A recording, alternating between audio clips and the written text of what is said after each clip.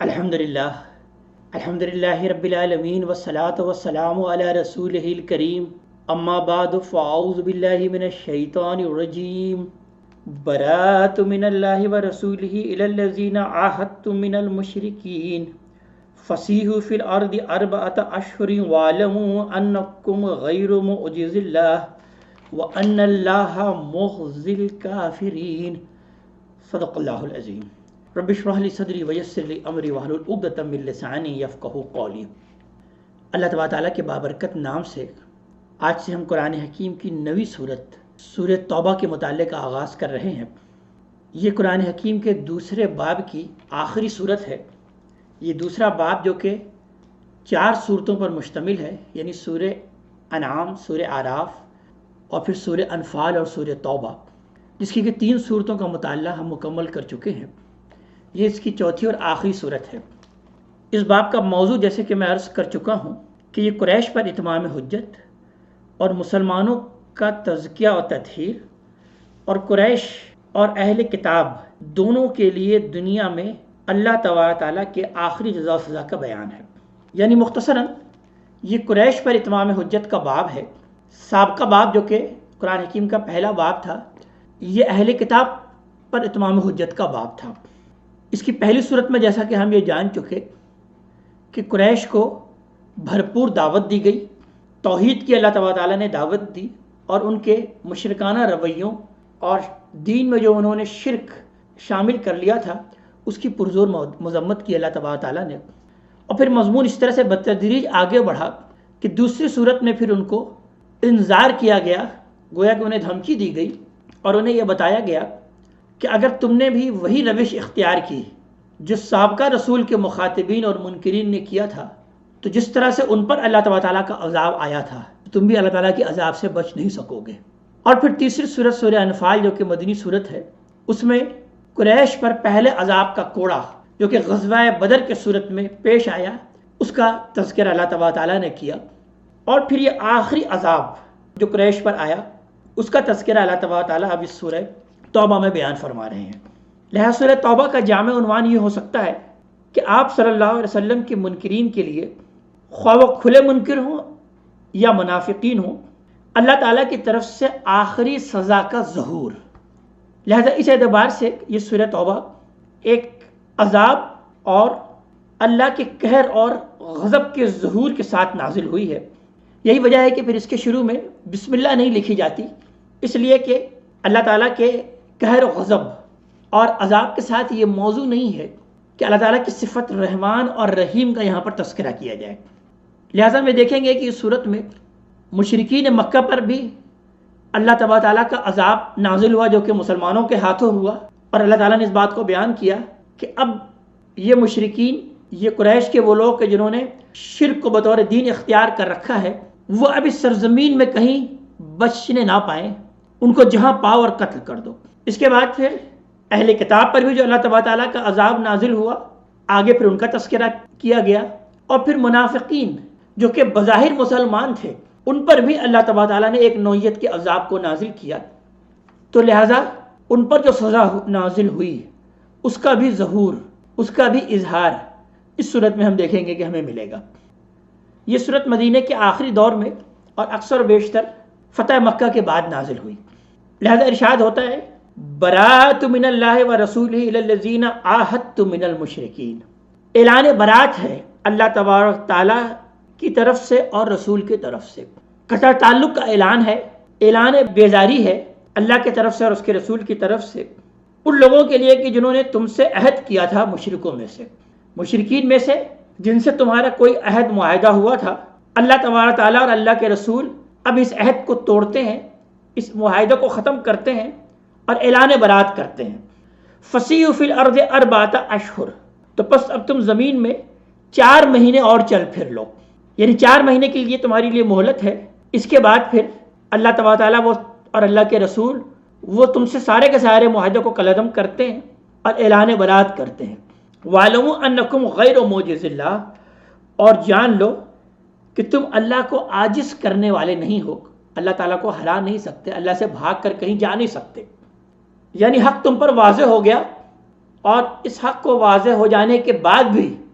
تم اسی شرک پر اڑے ہوئے ہو اور اسی شرک کے دین کو اختیار کیا ہوا ہے تم نے، تو اللہ تعالیٰ کی پکڑ سے اب تم کہیں بچ نہیں سکتے، بھاگ نہیں سکتے، اللہ کو ہرا نہیں سکتے۔ وَأَنَّ اللَّهَ مُخْزِي الْكَافِرِينَ، اور اللہ تبارک تعالیٰ تو کافروں کو رسوا کرنے ہی والا ہے۔ اللہ تعالیٰ کا تو یہ فیصلہ ہے کہ جنہوں نے کفر کی روش اختیار کی، جنہوں نے جان بوجھ کر حق کا انکار کیا، وہ تو ہر حال میں اس دنیا میں بھی رسوا ہوں گے اور آخرت میں تو ہوں گے ہی رسوا۔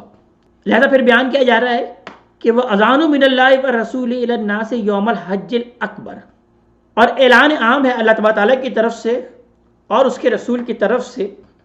حج اکبر کے دن لوگوں کے لیے، یعنی لوگوں کو اللہ تعالیٰ کی طرف سے اس حج اکبر کے دن اعلان عام کر دو۔ یعنی اب مشرکین کو چونکہ قتل کر دیا جائے گا، یہ ان پر عذاب کا آخری کوڑا برسایا جا رہا ہے، تو اس کا اعلان کرنے کے لیے اللہ تبارک تعالیٰ نے یہ جو اب حج کا دن آنے والا ہے، یعنی سن 9 ہجری میں جو حج ہوا حضرت ابوبکر صدیق رضی اللہ تعالیٰ عنہ کی قیادت میں، اس موقع پر حضرت علی رضی اللہ تعالیٰ عنہ کو نبی کریم صلی اللہ علیہ وسلم نے ان آیات کے ساتھ روانہ کیا اور بیان کیا کہ اس موقع پر اب یہ اعلان عام کر دیا جائے، وہ جو حج اکبر کا دن ہے، کہ ان اللہ بری من المشرکین و رسولہ، کہ اللہ تبارک تعالیٰ بری ہے مشرکوں سے اور اس کا رسول بھی بری ہے، قطع تعلق ہے اللہ کا اور رسول کا ان تمام کے تمام مشرکوں سے۔ یہاں پر جو حج اکبر کا لفظ آیا ہے، اسے یہ بات جان لیجئے کہ حج اکبر در حقیقت حج کو ہی کہتے ہیں، اور عمرے کو در حقیقت وہ حج اصغر کہا کرتے تھے کہ یہ چھوٹا حج ہے، تو حج اکبر سے مراد حج کا دن ہے، یعنی اس سے وہ کوئی خاص حج مراد نہیں ہے جو کہ ہمارے یہاں عام ہو چکا ہے کہ اگر حج کا دن جمعے کے دن آ جائے تو وہ حج اکبر کہلاتا ہے۔ ایسی کوئی بات قرآن و سنت سے ثابت نہیں ہوتی، بلکہ حج اکبر در حقیقت حج کو کہا جاتا ہے اور عمرے کو حج اصغر کہا جاتا ہے۔ تو بیان کیا جا رہا ہے کہ اس حج اکبر کے دن اللہ اور اس کے رسول کی طرف سے لوگوں کے لیے اب یہ اعلان عام ہے کہ اللہ اور اس کے رسول ان مشرکوں سے بالکل قطع تعلق کرتا ہے، ان مشرکوں سے اعلان برات کرتا ہے۔ فَإِن تُبْتُمْ فَهُوَ خَيْرٌ لَكُمْ، بس اگر تم توبہ کر لو، ابھی بھی تمہارے پاس وقت ہے، موقع ہے، اگر تم توبہ کر لو تو یہی تمہارے لیے بہتر ہے، تمہاری خیریت اسی میں ہے کہ تم توبہ کر لو۔ وَإِن تَوَلَّيْتُمْ فَاعْلَمُوا أَنَّكُمْ غَيْرُ مُعْجِزِ اللَّهِ، پھر اگر تم نے منہ پھیر لیا، روگردانی کی روش اختیار کی، تو جان لو کہ تم اللہ تعالیٰ کو عاجز نہیں کر سکتے، ہرا نہیں سکتے، اس سے بھاگ کر کہیں جا نہیں سکتے۔ وَبَشِّرِ الَّذِينَ كَفَرُوا بِعَذَابٍ أَلِيمٍ، اور بشارت دے دیجیے ان لوگوں کو جنہوں نے کفر کیا ہے دردناک عذاب کا، جسے دنیا میں بھی عذاب ہے اور آخرت کی دردناک عذاب کا بھی بشارت دے دیجیے۔ إِلَّا الَّذِينَ عَاهَدتُّم مِّنَ الْمُشْرِكِينَ، سوائے ان مشرک لوگوں کے لیے جن سے کہ تم نے عہد کیا ہے، تم سے کوئی معاہدہ کیا ہے، ثُمَّ لَمْ يَنْقُصُوكُمْ شَيْئًا، پھر انہوں نے تم سے اس عہد میں، اس معاہدے میں کوئی کمی نہیں کی، یعنی اس معاہدے کو نہیں توڑا، وَلَمْ يُظَاهِرُوا عَلَيْكُمْ أَحَدًا، اور نہ انہوں نے تمہارے خلاف کسی کی کوئی مدد کی، فَأَتِمُّوا إِلَيْهِمْ عَهْدَهُمْ إِلَى مُدَّتِهِمْ، تو ان سے ان کا معاہدہ ان کی مقررہ مدت تک پورا کر لو۔ یعنی وہ لوگ کہ جنہوں نے تم سے تمہارے معاہدے کے خلاف کوئی خلاف ورزی نہیں کی اور تمہارے خلاف کسی کی مدد نہیں کی، تو ان سے جو بھی معاہدہ ہوا ہے کسی خاص مدت تک، تو اس مدت کو تم پورا کر لو۔ اس کے بعد پھر ان کا بھی قتل عام ہے، اس لیے کہ بہرحال شرک انہوں نے دین بنایا ہوا ہے۔ تو لہذا بیان کیا جا رہا ہے کہ فَأَتِمُّوا إِلَيْهِمْ عَهْدَهُمْ إِلَى مُدَّتِهِمْ، تو ان سے ان کا عہد ان کے مقررہ مدت تک پورا کرو۔ إِنَّ اللَّهَ يُحِبُّ الْمُتَّقِينَ، بے شک اللہ تبارک تعالیٰ تو عہد کو پورا کرنے والے ایسے متقین جو کہ عہد کو پورا کرنے والے ہیں ان کو محبوب رکھتا ہے۔ فَإِذَا انْسَلَخَ الْأَشْهُرُ الْحُرُمُ، اور پھر جب یہ گزر جائیں 4 حرمت والے مہینے، جب یہ 4 حرمت والے مہینے گزر جائیں تو فَاقْتُلُوا الْمُشْرِكِينَ حَيْثُ وَجَدتُّمُوهُمْ، تو پھر قتل کرو مشرکوں کو جہاں کہیں بھی تم انہیں پاؤ، وَخُذُوهُمْ وَاحْصُرُوهُمْ وَاقْعُدُوا لَهُمْ كُلَّ مَرْصَدٍ، اور انہیں پکڑو اور انہیں گھیر لو اور ہر گھات میں ان کے لیے بیٹھے رہو، تاک میں ان کے لیے بیٹھو ہر گھات میں، یعنی وہ کہیں جانے نہ پائے، ہر جگہ تم ان کا تعاقب کرو اور جیسے ہی وہ ملے اپنے فائر کھول دو، ان کا قتل عام ہے، ان کو قتل کرو۔ فَإِن تَابُوا وَأَقَامُوا الصَّلَاةَ، لیکن اگر ابھی بھی وہ توبہ کر لیں اور نماز کو قائم کر لیں، وَآتَوُا الزَّکَاةَ، اور زکوٰۃ کو بھی ادا کرنے لگ جائیں، یعنی صرف زبانی کلامی توبہ بھی نہ کریں بلکہ اپنے اسلام کا عملی اظہار بھی کریں، اور وہ کیا ہے؟ وہ ہے نماز اور زکوٰۃ۔ لہذا وہ نماز بھی ادا کریں اور زکوٰۃ بھی ادا کریں، تو فخلوا سبیلہم، تو پھر ان کا راستہ چھوڑ دو، پھر اب ان کو قتل مت کرو، ان کا راستہ چھوڑ دو۔ ان اللہ غفور رحیم، بے شک اللہ تعالیٰ بھی بہت بخشنے والا ہے اور رحم کرنے والا ہے۔ یعنی ابھی وہ موقع ہے، اگر وہ توبہ کر لیتے ہیں تو پھر یہ ہے کہ ان کو پھر قتل نہیں کیا جائے گا۔ اور نہ صرف یہ کہ توبہ کرتے ہیں بلکہ توبہ کرنے کے بعد نماز کا بھی اہتمام کرتے ہیں اور زکوٰۃ کا بھی اہتمام کرتے ہیں۔ یعنی یہاں پر بیان کیا گیا 3 قسم کے لوگوں کا تذکرہ کیا گیا کہ وہ لوگ کہ جن سے کہ تم نے معاہدہ کیا تھا لیکن وہ معاہدہ غیر میعادی تھا، اس کا کوئی وقت معین نہیں تھا، تو ان کے لیے مہلت ہے 4 مہینے تک۔ 4 مہینے کے بعد ان بتا دو کہ تم سے سارا کا سارا معاہدہ ختم ہو گیا۔ اور دوسرے لوگ کہ جن سے معاہدہ کیا گیا تھا لیکن وہ معاہدہ میعادی تھا، یعنی کسی خاص مدت تک کے لیے تھا، تو ان کا بھی قتل عام ہوگا، لیکن جب وہ معاہدے کا وقت ختم ہو جائے، جب اس کی تاریخ ختم ہو جائے، ڈیٹ ختم پوری ہو جائے، تو پھر یہ ہے کہ ان کا بھی قتل عام ہے۔ اور وہ لوگ جو کہ معاہدہ توڑتے رہتے ہیں، یعنی معاہدہ کرتے ہیں اور توڑتے ہیں، ان کے لیے بیان کیا جا رہا ہے کہ یہ اشہر الحرم گزر جائیں، یہ حرمت والے مہینے گزر جائیں۔ یعنی حج کا دن ہے 10 ذی الحج، 10 ذی الحج کے بعد ابھی 20 دن یہ ذی الحج کے ہیں، اور پھر محرم کا مہینہ یہ بھی اشہر الحرم میں آتا ہے۔ تو جب یہ اشہر الحرم ان سے گزر جائے، یعنی یہ 50 دن ہو جائے، تو پھر اب ان کو بھی جہاں پاؤ قتل کرو۔ اب یہ مشرکین بچ کے جانے نہ پائیں، ان کے لیے ہر گھاٹ میں بیٹھو، ان کے لیے طاق میں بیٹھو، تعقب کرو ان کا، اور جہاں پاؤ اب ان کو قتل کرو، سوائے وہ لوگ جو کہ توبہ کر لیتے ہیں، نماز اور زکوٰۃ کا اہتمام کرتے ہیں۔ تو فخلوا سبیلہم، تو پھر ان کا راستہ چھوڑ دو۔ ان اللہ غفور رحیم، بے شک اللہ تعالیٰ بھی بخشنے والا ہے اور رحم کرنے والا ہے۔ وَإِنْ أَحَدٌ مِّنَ الْمُشْرِكِينَ اسْتَجَارَكَ، اور اگر مشرکین میں سے کوئی تم سے پناہ مانگے، فَأَجِرْهُ، تو پھر ان کو پناہ دے دو، حَتَّى يَسْمَعَ كَلَامَ اللَّهِ، یہاں تک کہ وہ اللہ کا کلام سن لے۔ یعنی ایسا ہو سکتا ہے کہ کوئی یہ کہے کہ میں نے تو اللہ تعالیٰ کا کلام سنا ہی نہیں، مجھے تو معلوم ہی نہیں کہ یہ دعوت ہے کیا، مجھے پہلے بات تو سمجھائی جائے، سنائی تو جائے۔ تو لہٰذا اللہ تعالیٰ بیان فرما رہے ہیں کہ اگر کوئی اس طریقے سے تم سے امان مانگتا ہے، پناہ مانگتا ہے، تو ٹھیک ہے، پھر ان کو پناہ دے دو، یہاں تک کہ پھر وہ اللہ کا کلام سن لے۔ ثم ابلغہ مأمنہ، پھر اس کو پہنچا دو اس کی امن کی جگہ پر۔ یعنی ایسا نہیں کہ کلام سنا دیا اور سنانے کے بعد اب تلوار لے کر کھڑے ہو گئے کہ اب تم مانتے ہو یا نہیں مانتے، ایمان لاتے ہو یا نہیں ایمان لاتے، بلکہ یہ کہ کہا جا رہا ہے کلام سنانے کے بعد اس کو سوچنے اور غور فکر کرنے کا موقع دو، یعنی پھر اس کو اس کی امن کی جگہ پر، اس کے اپنے مقام پر پہنچا دو۔ ذالک بانہم قوم لا یعلمون، یہ اس لیے کہ بہرحال یہ وہ قوم ہے جو کہ جانتے نہیں ہیں، علم نہیں رکھتے، عرصے سے ان کے درمیان نبوت اور رسالت کا سلسلہ جاری نہیں ہوا۔ حضرت اسماعیل علیہ السلام کے بعد محمد صلی اللہ علیہ وسلم ایک عرصے کے بعد بطور نبی آئے ہیں، تو لہٰذا ان کو پھر یہ موقع دیا جائے، اللہ تعالیٰ ان کو یہ رعایت دے رہے ہیں کہ چونکہ یہ جانتے نہیں، علم نہیں رکھتے، تو لہٰذا ان میں سے اگر کوئی یہ کہتا ہے، اگرچہ اس کا امکان کم ہے اس لیے کہ بات پہنچ چکی ہے، تمام حجت ہو چکا ہے، لیکن اگر کوئی یہ کہتا ہے کہ ہم نے تو اللہ کا کلام سنا ہی نہیں ہے، ہمیں تو بات سنائی جائے، پہلے بتائی جائے کہ اصل بات کیا ہے، تو لہٰذا انہیں اللہ تعالیٰ کا پہلے کلام سنا دو، اور پھر جو اگر کارروائی ہوگی تو اس کے بعد پھر کارروائی ہوگی۔ اس کے بعد پھر ان 6 آیات کے بعد مخاطبین وہ کمزور مسلمان ہیں جو کہ چاہتے نہیں تھے کہ ان کے ہاتھوں ان مشرکین کا قتل عام ہو۔ ان کے بھائی بند بھی تھے، ان کے اپنے دوست بھی تھے، ان کے عزیز و قارب بھی تھے، وہ مختلف قسم کے بہانے بھی تلاش رہے تھے کہ اگرچہ یہ لوگ حاجیوں کی خدمت کرتے ہیں، خانہ کعبہ کے متولی ہیں، اللہ کے گھر کو آباد کرنے والے ہیں، تو لہٰذا ان سے ابھی یہ معاملہ نہیں کرنا چاہیے، ابھی ان کو رعایت دینی چاہیے۔ اللہ تعالیٰ انہیں کو مخاطب کر کے بیان کر رہے ہیں کہ اب یہ کسی رعایت کی کوئی مستحق نہیں، لہذا ارشاد ہو رہا ہے کیف یکون للمشرکین عہد عند اللہ وعند رسولہ، کیسے ہو سکتا ہے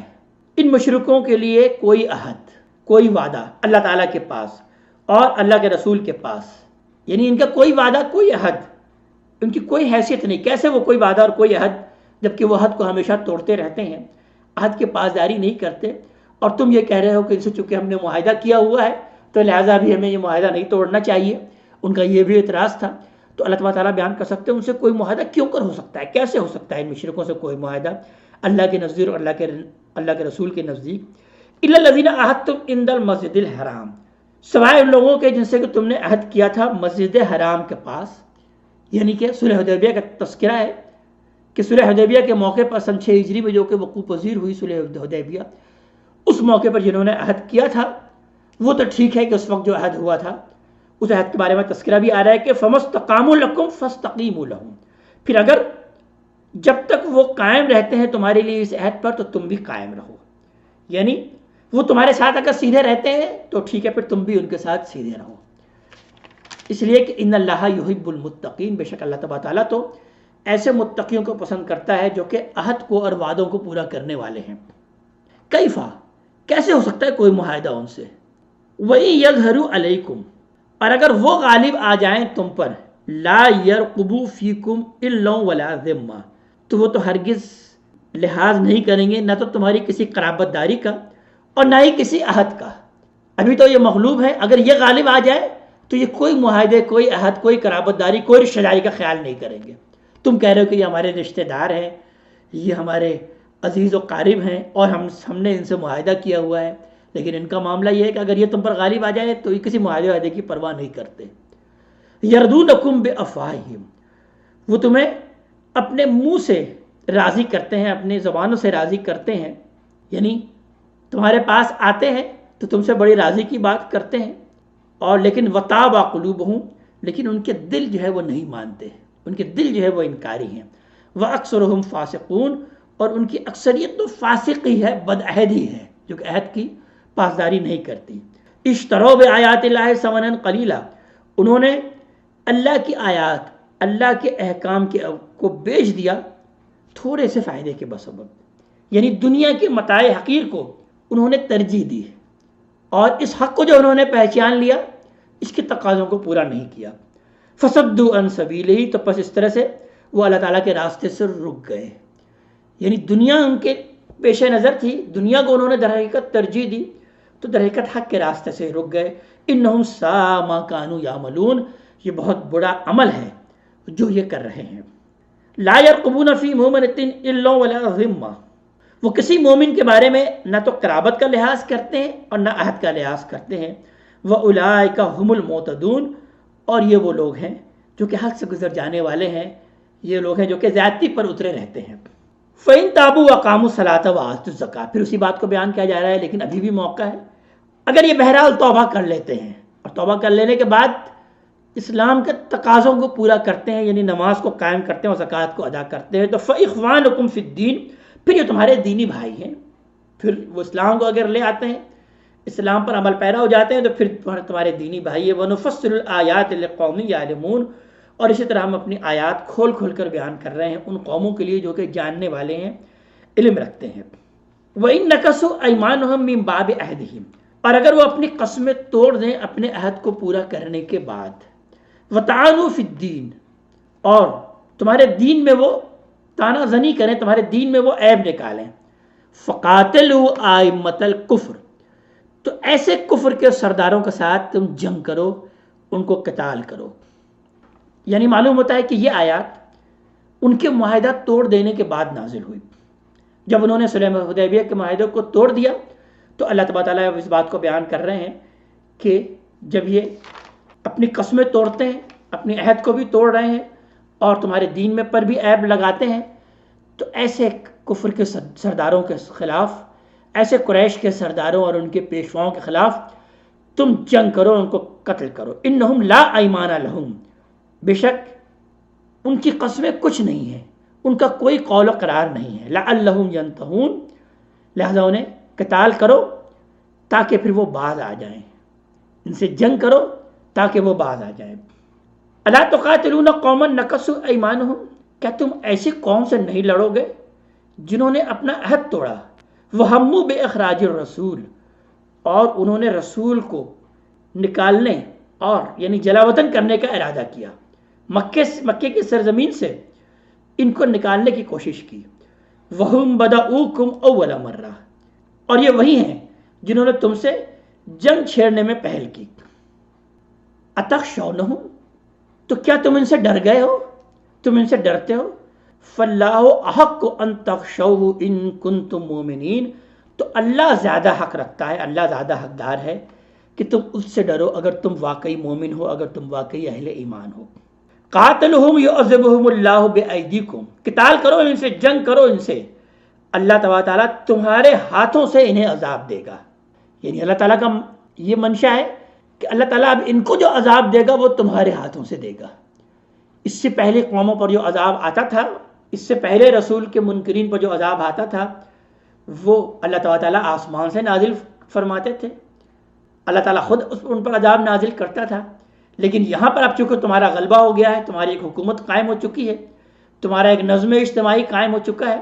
تو اب اللہ تبارک تعالیٰ یہ چاہتا ہے کہ ان پر عذاب آسمان سے نہیں آئے گا، بلکہ اب تمہارے ہاتھوں اللہ تبارک تعالیٰ عذاب دینا چاہتا ہے۔ لہذا بیان کیا جا رہا ہے کہ قاتلہم یعذبہم اللہ بایدیکم، ان سے لڑو، ان سے قتال کرو، انہیں اللہ تبارک تعالیٰ تمہارے ہاتھوں سے عذاب دے گا، ویخزہم، اور انہیں رسوا کرے گا تمہارے ہاتھوں سے، وینصرکم علیہم، اور تمہیں ان پر غالب کرے گا، ویشفی صدور قوم مومنین، اور دلوں کو ٹھنڈا کرے گا مومن اہل ایمان لوگوں کے، یعنی وہ اہل ایمان جو کہ ستائے گئے تھے، جو عرصے سے جن کو ایذا پہنچائی گئی تھی، جنہوں نے نہ جانے کس کس طریقے سے انہیں ٹارچر کیا تھا،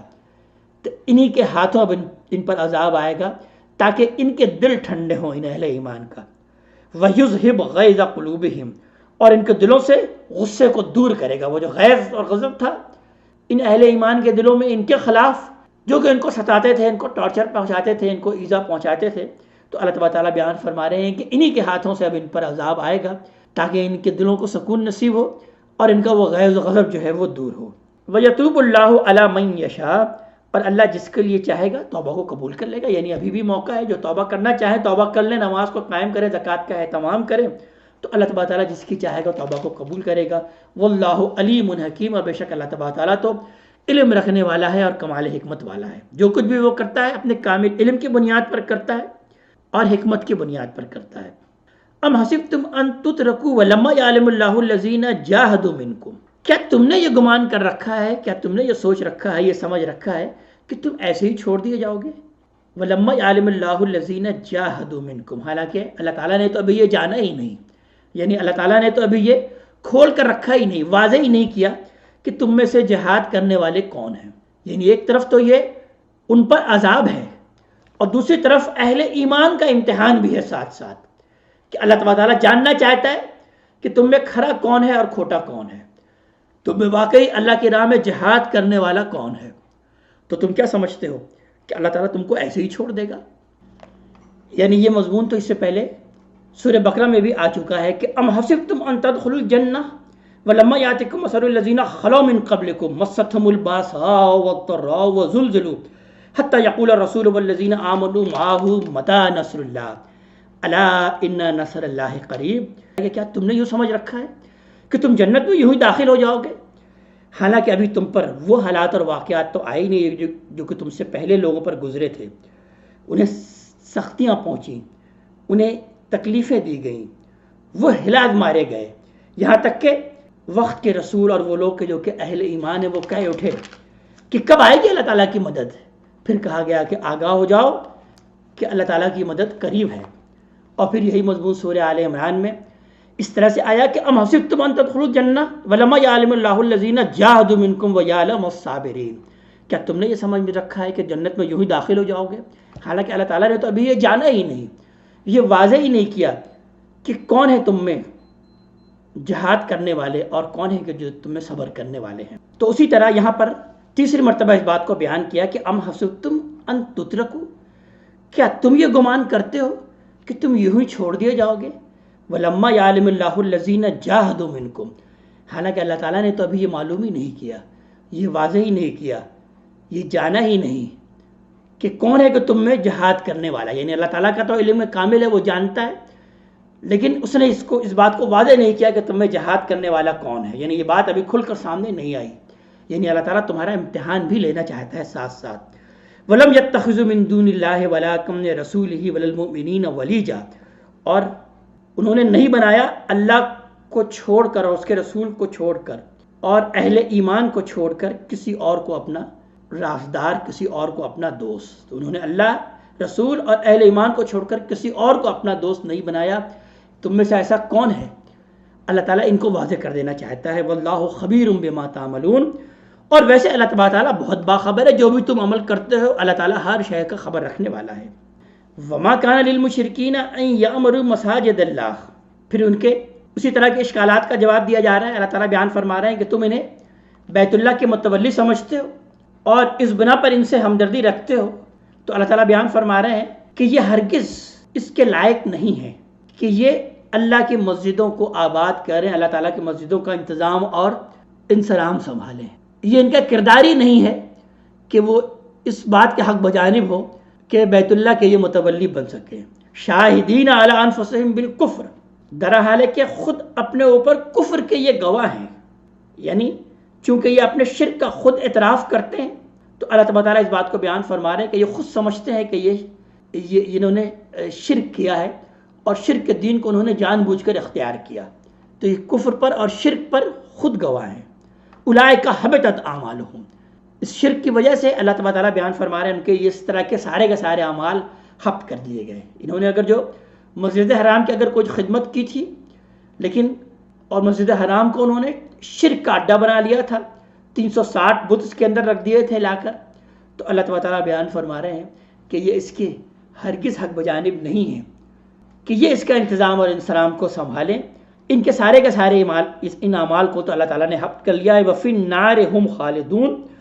اور آگ میں اب یہ رہنے والے ہیں ہمیشہ ہمیشہ۔ انما یعمر مساجد اللہ من آمن باللہ والیوم الآخر،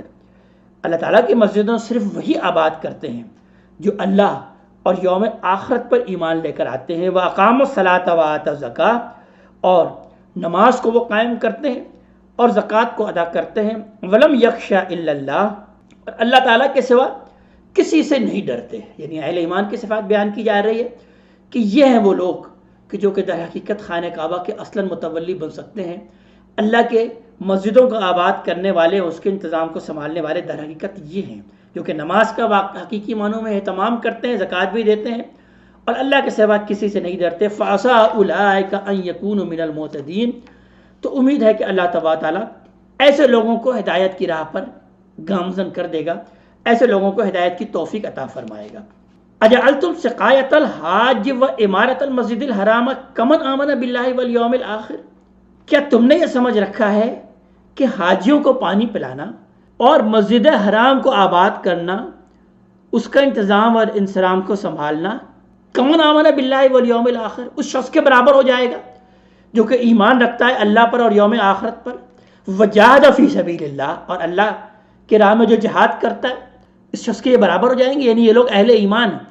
جو کہ اللہ اور یوم آخرت پر پکا ایمان رکھتے ہیں اور جہاد کرتے ہیں اللہ تعالیٰ کے راہ میں، وہ ان کے برابر ہو جائیں گے کہ ان کی نیکی بس محض یہ ہے کہ یہ حاجیوں کو پانی پلاتے ہیں؟ لا یستوون، یہ ہرگز برابر نہیں ہے عند اللہ، اللہ کے نزدیک۔ واللہ لا یہدی القوم الظالمین، اور بے شک اللہ تعالیٰ تو ایسے ظالم لوگوں کو ہرگز ہدایت نہیں دیتا۔ الذین آمنوا وہاجروا وجاہدوا فی سبیل اللہ، بے شک وہ لوگ جو کہ ایمان لائے اور انہوں نے ہجرت کی اور انہوں نے اللہ تعالیٰ کی راہ میں جہاد کیا، باموالہم وانفسہم، اپنے مالوں کے ساتھ بھی اور اپنے جانوں کے ساتھ بھی، اعظم درجۃ عند اللہ، اللہ کے نزدیک ان کے درجے بہت بڑے ہیں، بہت اونچے ہیں۔ وَأُولَٰئِكَ هُمُ الْفَائِزُونَ، اور یہی وہ لوگ ہیں جو کہ فائز ہونے والے ہیں، مراد کو پہنچنے والے ہیں، اپنے منزل مراد کو پہنچیں گے۔ یبشرہم ربہم برحمۃ منہ، ان کا رب انہیں اپنی طرف سے رحمت کی خوشخبری دیتا ہے، ورضوان وجنات لہم، اور رضا کی خوشخبری دیتا ہے، خوشنودی کی خوشخبری دیتا ہے، اور ان باغات کی خوشخبری دیتا ہے، فیہا نعیم مقیم، کہ اس میں دائمی نعمت ہوں گے، ان نعمتوں والے باغات کی اللہ تعالیٰ ایسے لوگوں کو خوشخبری دیتا ہے اور اپنی رضا کی اور اپنی رحمت کی بشارت دیتا ہے۔ خالدین فیہا ابدا، وہ اس میں رہیں گے ان نعمتوں میں ہمیشہ ہمیش۔ ان اللہ عندہ اجر عظیم، بے شک اللہ کے پاس ہے سب سے بہترین اجر، سب سے بہترین اجر تو در حقیقت اللہ تعالیٰ ہی کے پاس ہے۔ اللہ تعالیٰ ہمیں اپنے کلام کا فہم عطا فرمائے اور عمل کی توفیق عطا فرمائے۔ اقول قولی ھذا واستغفر اللہ لی ولکم ولسائر المسلمین والمسلمات۔